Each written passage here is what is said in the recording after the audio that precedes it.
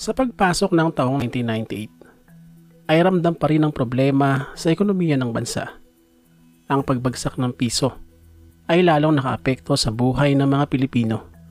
Ilang buwan pa o taon ang ating titiisin bago natin unti-unting malampasan ang bigat ng epekto ng Asian financial crisis sa ating bansa. At sa totoo lamang ay hindi rin naman maasahan ng buong buo ang ating political system. Pagkus ay nagiging problema pa nga dahil sa pagkakabahabahagi ng mga nangunguna sa atin. Dahil kahit pa ang mga nasa pinakamataas na posisyon ay magkakaiba ang mga alyansa at ang kanilang mga layunin.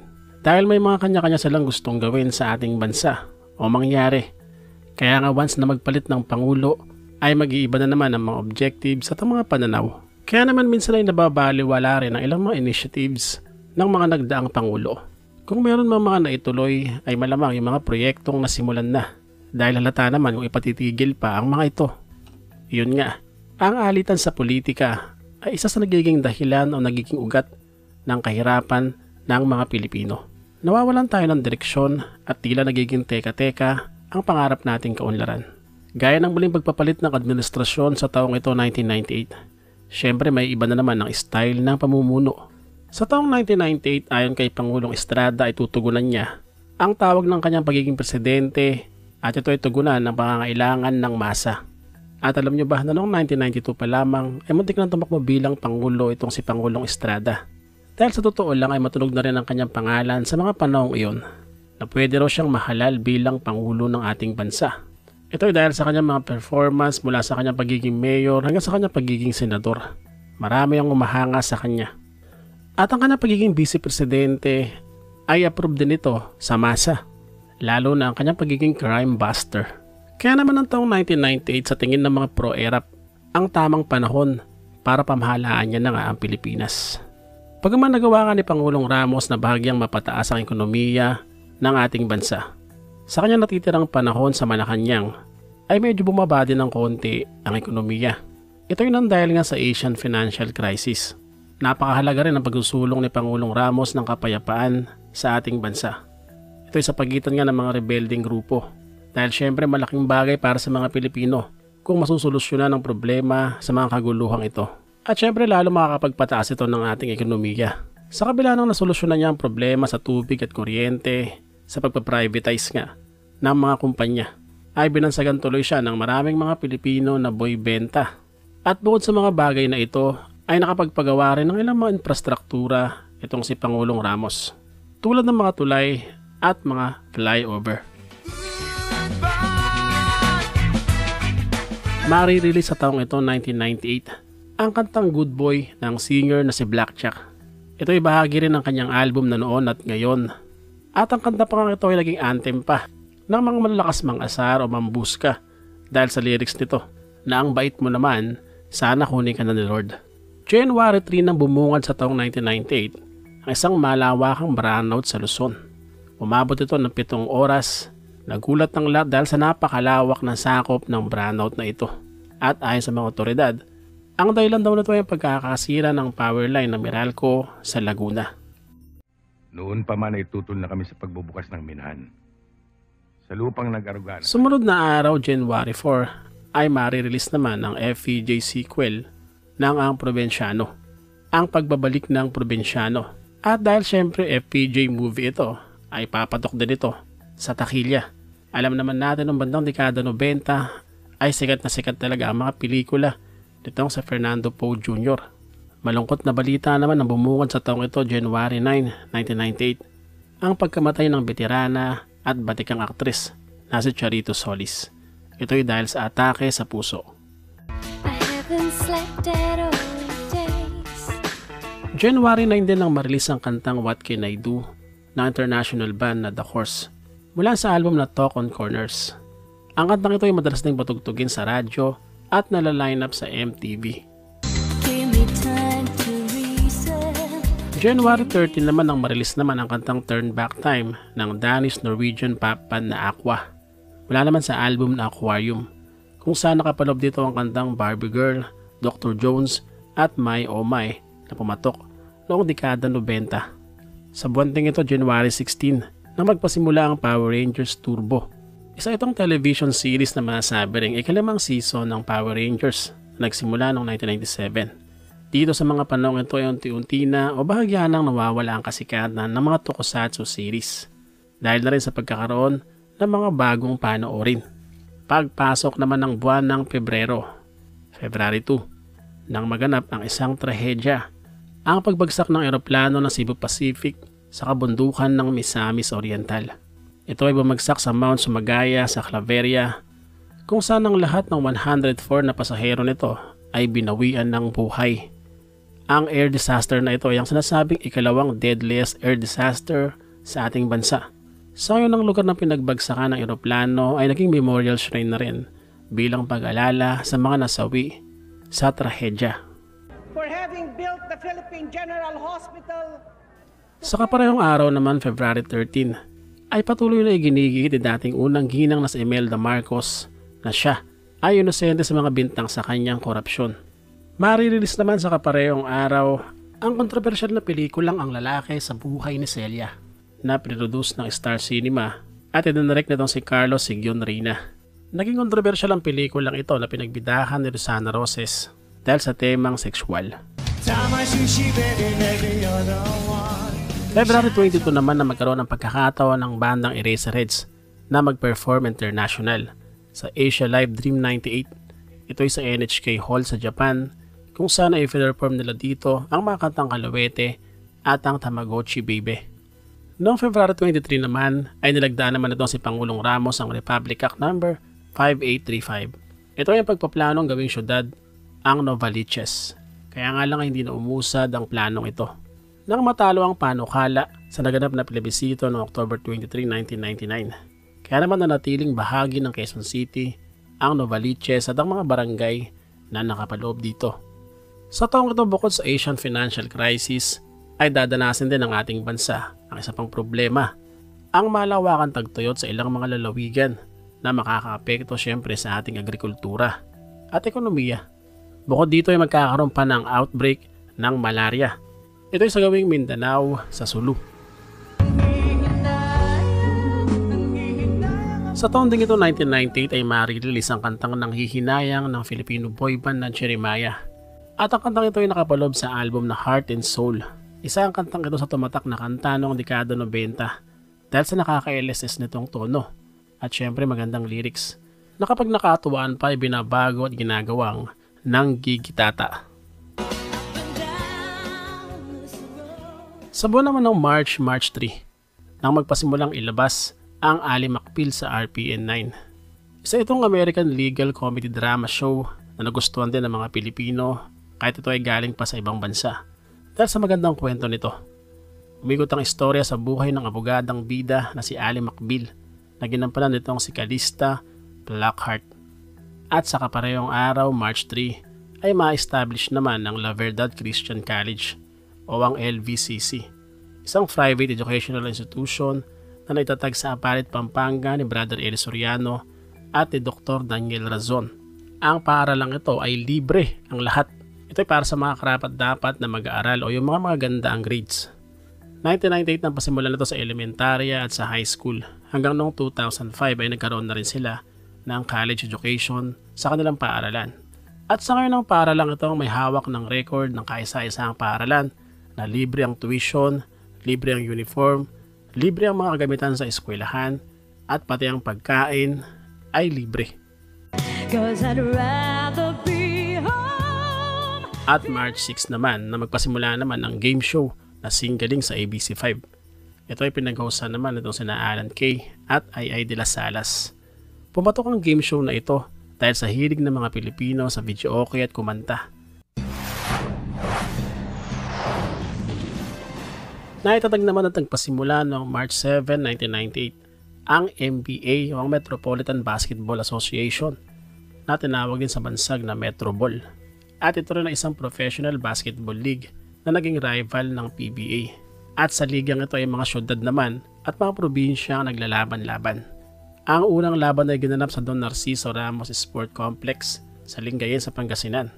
Nakilala sa MBA ang mga player na sina Periols, Compton, Abducol at Laure. Sila yung mga naging superstar sa ligang ito.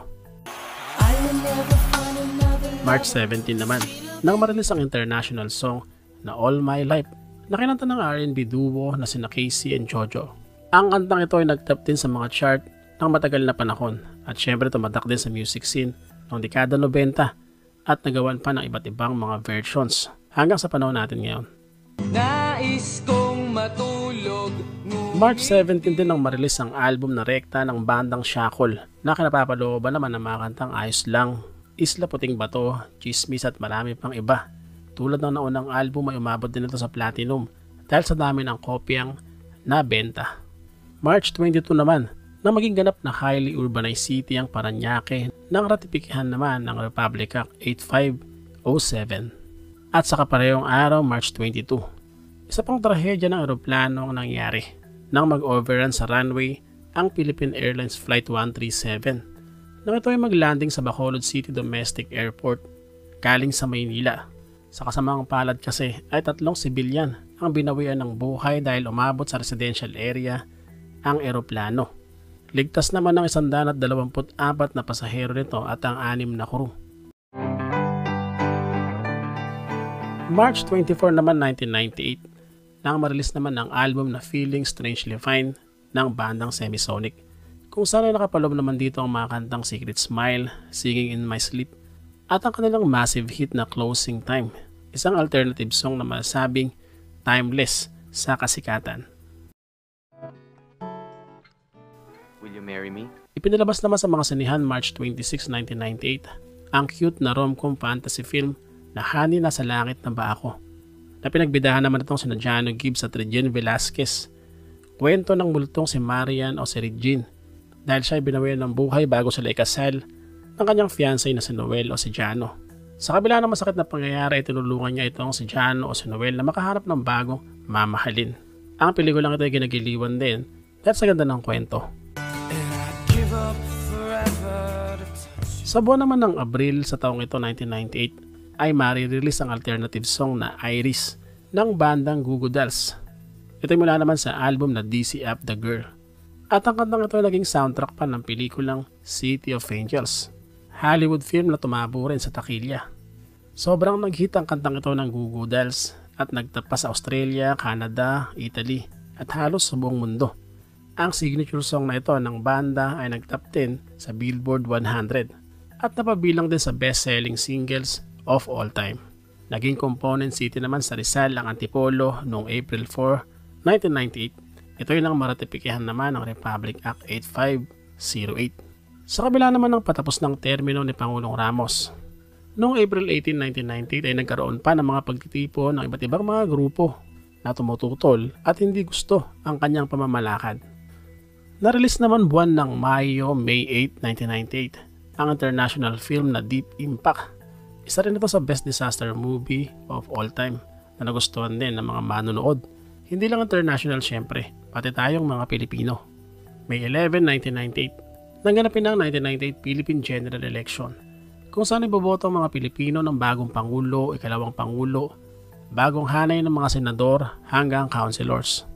Tumakbo sa pagkapangulo itong sa Speaker Jose de Venecia, ang Defense Secretary na si Renato de Villa, Senator Miriam Santiago, ang pambato ng Liberal Party na si Mayor Alfredo Lim, Cebu Governor na si Emilio Osmeña, Senator Juan Ponce Enrile, ang MTRCB Chairperson na si Manuel Morato, Senator Raul Roco, at ito nga si Vice President Joseph Estrada.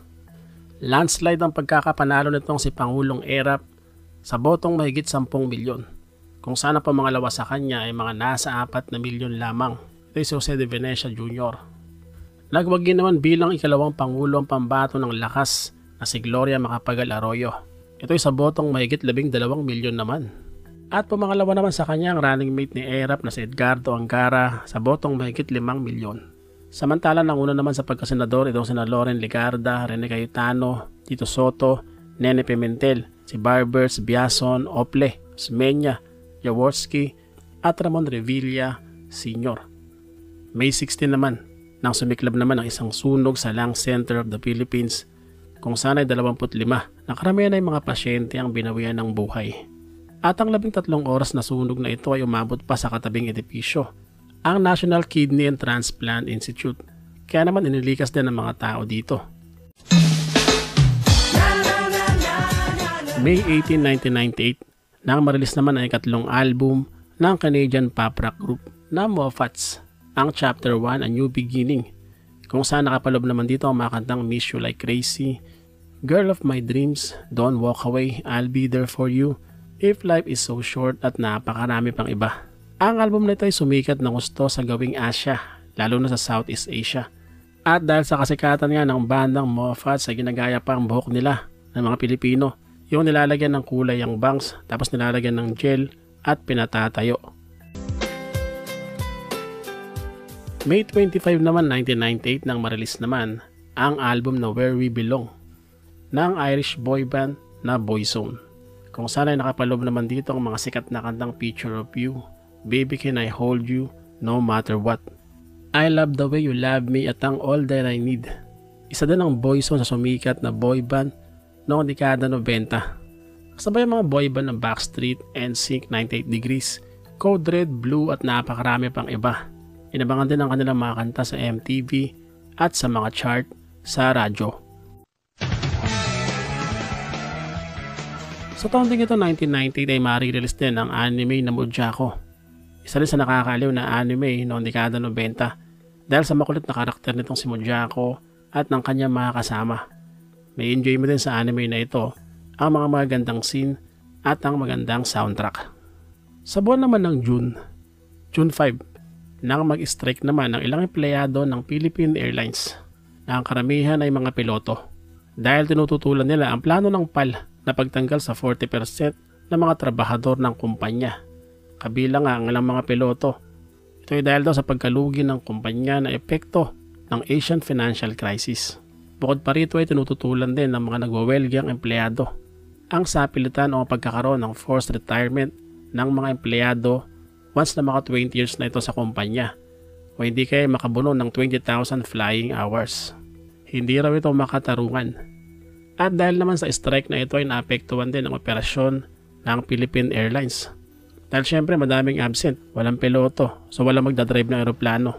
Kaya naman ang mga nag-welcome, yung mga nagpipikit na hindi nag-report at hindi nag-back to work ay sinibak na ang kumpanya na syempre ay kagagalit din nila. At para sa kanila ay hindi pa rin sila tanggal at nananatili pa rin silang empleyado ng Philippine Airlines.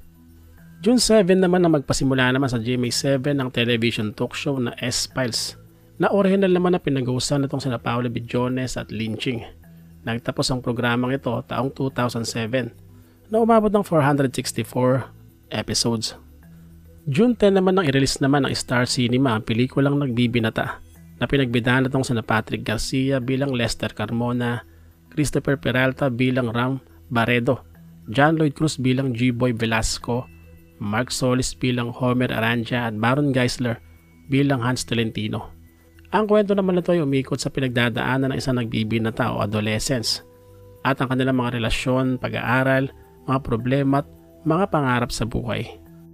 Napakahalagang kabanata sa makulay na kasaysayan ng ating lahi. June 12 naman 1998, Araw ng Kalayaan. Hindi lang ito pangkaraniwang Araw ng Kalayaan dahil ito ay ikasandang anibersaryo o sentenaryo na kalayaan ng ating bansa mula sa kuko o sa pananakop ng Espanya. Napakahalaga ng event na ito para sa pagpapaalala ng kagitingan ng mga bayaning lumaban para sa ating kalayaan at kung paano natin dapat ito tularan at pahalagahan. Nagkaroon ng selebrasyon sa iba't ibang bahagi ng bansa at sa Luneta, kung saan nagkaroon pa nga ng pananalita itong si Pangulong Ramos, maging itong si Pangulong Erap. At bilang bahagi rin ng selebrasyon ay tinayo pa ang isang theme park o World Fair, ang Expo Pilipino sa Clark sa Pampanga. At bahagi pa rin ng selebrasyon ng Centennial Independence ng Pilipinas ay marirelease din ang pelikulang Jose Rizal na pinagbidahan itong si Cesar Montano, na dinirect naman ng batikang direktor na si Marilu Diaz Sabaya. Ang Rizal film na ito ay masabing isa sa pinakamagandang Rizal film na nagkaroon pa ng napakaraming parangal. Ang pelikula rin ay pinalabas sa ilang mga international film festival. Sumunod na araw, June 13 ay marirelease naman ang kantang Lost in Space ng British duo na Lighthouse Family mula sa album na Postcards from Heaven. At ang kantang ito ay isa rin sa tumatak noong dekada 90. Sa taon ding ito ay muling magiging bahagi ng Disney film ang kababayan natin na si Lea Salonga. Ito ay dahil muli siyang kukunin para kumanta sa isang animation movie na Mulan, kung saan ay gagamitin ang kanyang singing voice sa kantang Reflection na bahagi rin ng pelikula. Mari-release din sa taong ito ang album na Halik ng Filipino band na Aegis, kung saan nakapaloob dito ang mga malulupit na kantang Halik, Sinta, Luha, mga high note na kanta na talaga namang tumatak sa Pilipinas at magiging paborito rin ng mga biritera na ginagawa pang contest piece. Walang kaibigan, walang kumpare. June 30 naman 1998, ang inaugurasyon ng ika-13 Pangulo ng Bansa, si Pangulong Joseph Estrada. Tanghali nang ganapin sa Baraswayan Church ang panunumpa kay Chief Justice Andres Narvasa. At matapos ito ay lumipat naman sa Quirino Grandstand, ito ay para naman sa kanyang inaugural speech. Magsisimula sa buwan ding ito, June, ang isa nga sa magiging problema ng bansa. Ito ay ang dry spell o tagtuyot na makakaapekto nga rin sa ekonomiya. Sa buwan naman ng Hulyo ay marirelease naman ang international film na Armageddon, isang disaster movie patungkol sa pagtama ng asteroid sa mundo na pipigilan ng mga tao. Bukod sa napakaganda ng pelikula at magagaling din ang gumanap na artista sa pangunguna ni Bruce Willis, ay nakahatak din ang soundtrack nitong I Don't Wanna Miss a Thing na kinanta ng rock band na Aerosmith. Ang kantang ito ay matagal din nag-stay sa mga top chart, lalong-lalo na sa MTV. July 6 naman 1998, marirelease naman ang album na Moving On ng international boy band na 911, kung saan nakapaloob naman dito ang kantang All I Want Is You. Maski hindi ako lumapit tatalo ka rin. July 10 naman ang may palabas naman sa mga sinihan ang Tatay Nick, pelikula ng hari ng komedya na si Dolphy, at isa rin ito sa pinaka nakakatawang pelikula noong dekada 90. At July 24 naman ang marilis naman ang international film na Saving Private Ryan, World War II movie na pinagbidaan itong si Tom Hanks at Matt Damon. At ito naman ay dinirect ng Batikan at award-winning na direktor na si Steven Spielberg. Patok ang pelikulang ito dahil trip ng mga Pilipino sa mga panahon ito ang manood ng mga war films. Pagpasok naman ng buwan ng August 3, ay agad naman pumasok sa bansa ang isang bagyo, ang Bagyong Bising, ang unang bagyo ng taon. At ito ay nagpaulan sa malaking bahagi ng Luzon. Ilang araw lang ang nakalipas sa buwang ito, isa pang bagyo ang pumasok sa bansa noong August 7, 1998, ang Bagyong Klaring. At ito ay naman sala pa rin sa Northern Luzon. August 11, nang marilis naman ang album ng Jennifer Page, ng singer na sa Jennifer Page, kung saan nakapaloob dito ang massive hit na Crush. At bago matapos ang buwan ng Agosto, ay nangyari pang isang malungkot na balita. Nang bawian ng buhay ang isa sa alamat ng pagpapatawa sa Philippine showbiz, si Babalu. Ito ay sa edad na 56. Ito ay dahil sa kanyang karamdaman na liver cirrhosis.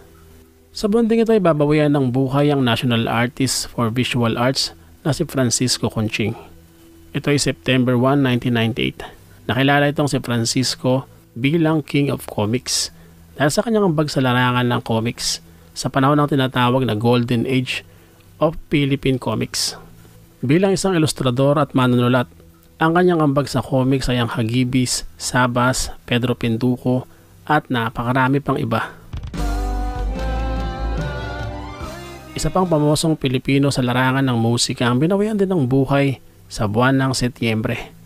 Ito ay September 4, 1998. Ito ay ang singer na si Willie Garte.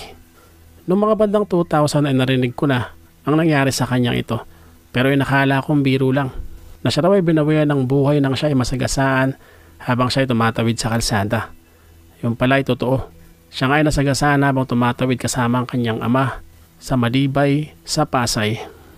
Sumunod na araw, September 5, nang magkampiyon naman sa Jones Cup ang Philippine Centennial Team kontra sa Republic of China sa championship game.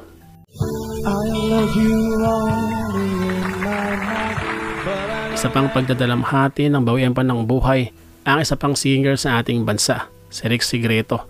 Ito ay dahil naman sa isang aksidente sa motor sa isang under construction bridge.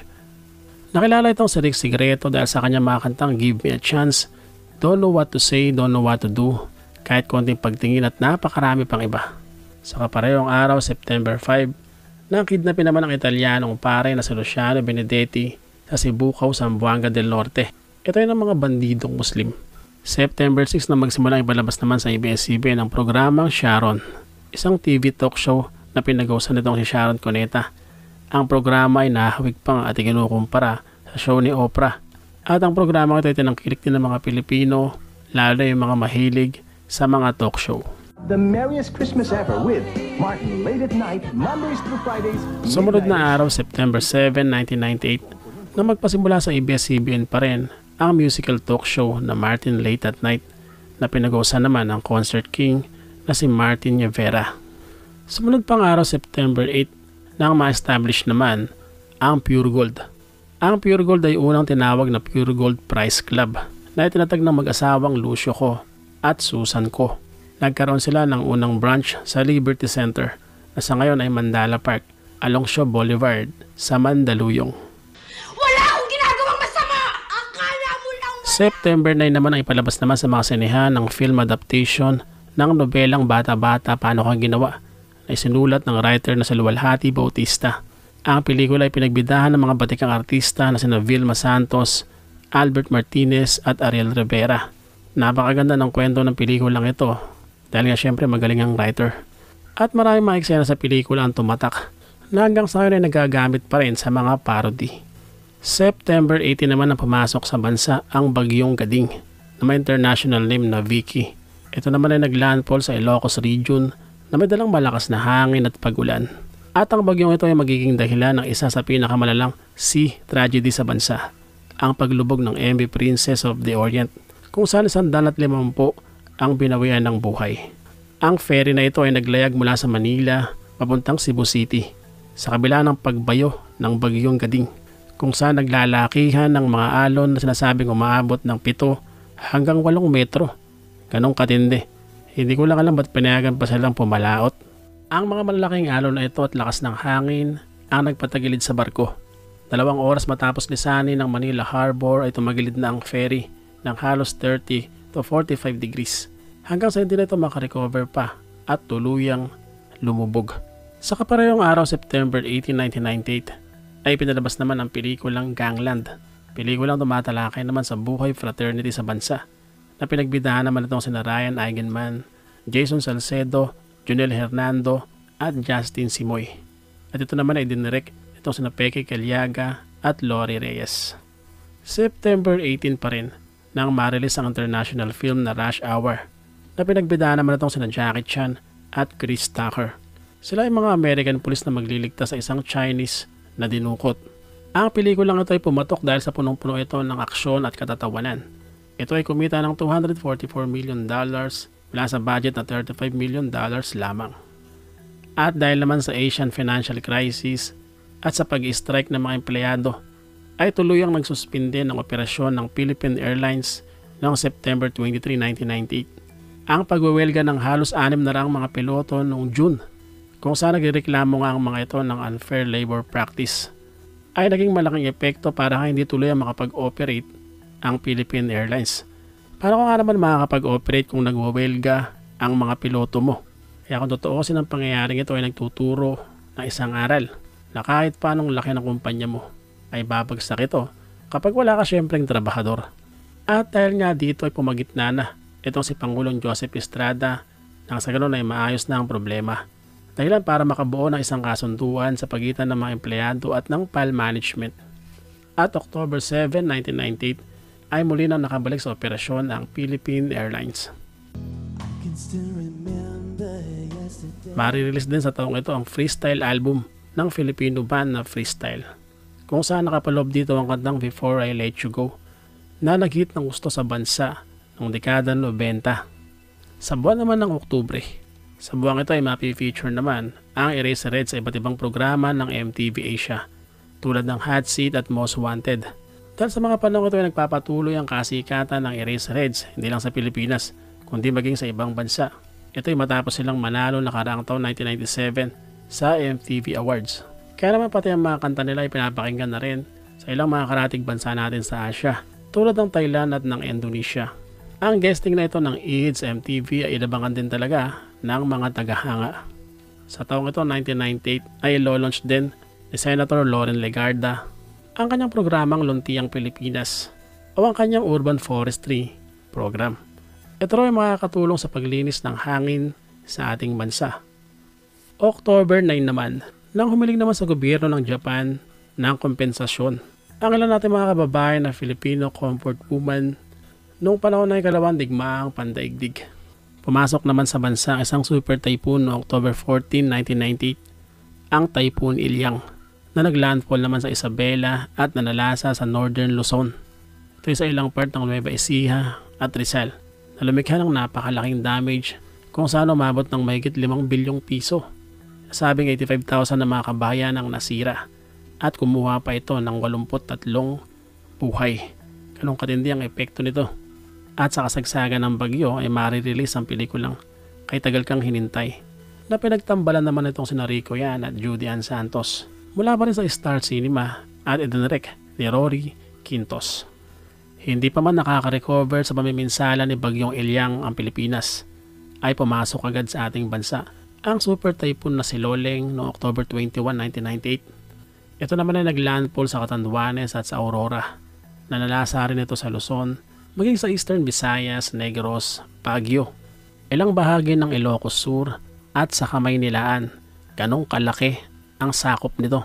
Nagliliparan ng mga bubong ng bahay at nag-aapawan ng mga ilog dahil sa bagyong ito.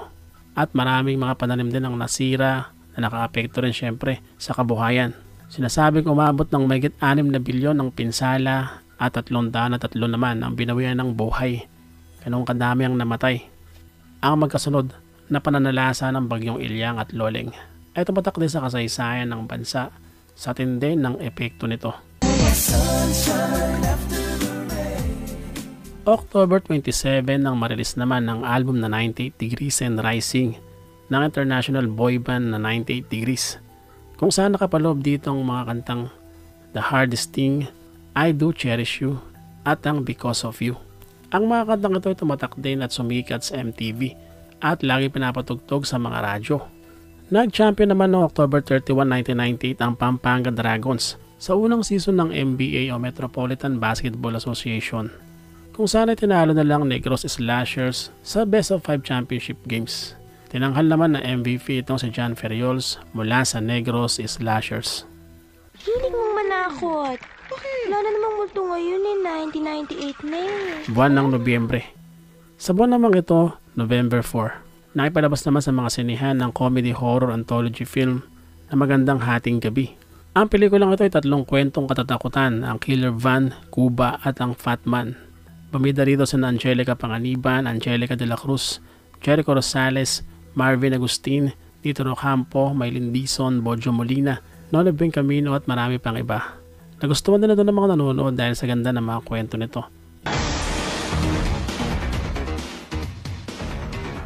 November 10 naman, na magpasimula naman sa ABS-CBN ang documentary show na The Correspondence. Bago pa man ang Eyewitness ng GMA7, ito ang naunang documentary show na tinutukan ng mga Pilipino bago maghating gabi. Naalala ko pa nga lagi kong inaabangan sa programang ito ang mga dokumentaryo ni Abner Mercado. November 16 naman 1998, nang tuloy ang palayain ng mga Muslim na bumihag sa kanya, ang pare si Luciano Benedetti.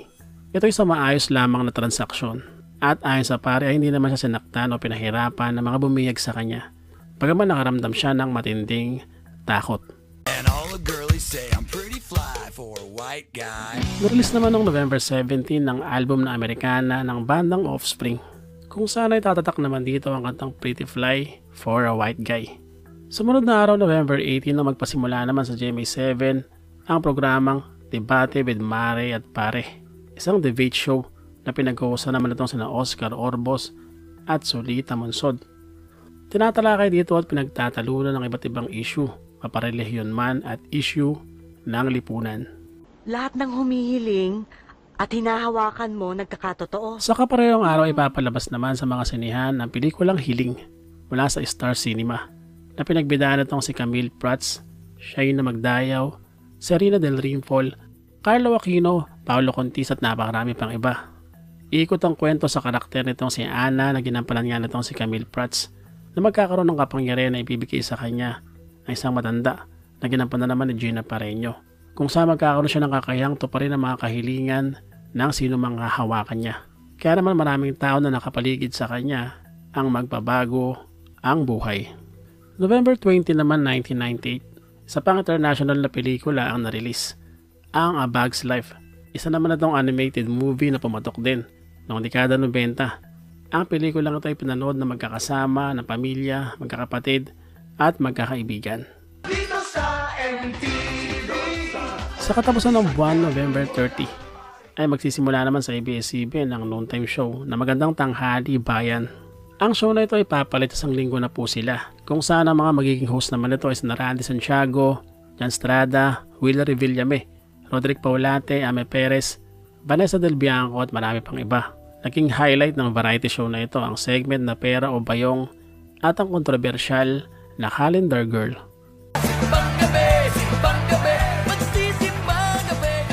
1 ng Disyembre.